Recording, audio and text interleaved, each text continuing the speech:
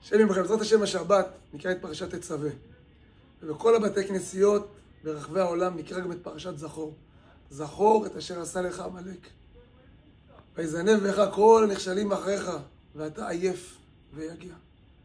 מה הזכירה הגדולה? לאורך כל ההיסטוריה נלחמו בנו, רדפו אותנו. מה החידוש, מה החשבון מול עמלק?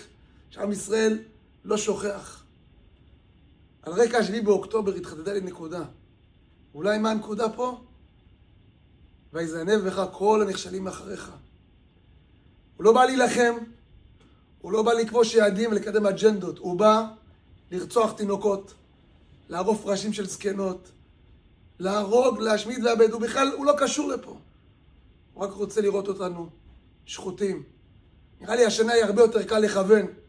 לא יודע יותר לכוון על שכנינו בינתיים מעזה, שכל כך צהלה ושמחה שטפחו בנו ובבנינו ובנותינו. וברוך השם, לא עוד. אנחנו נזכור ואתם תשכחו. שבת שלום, בשורות טובות.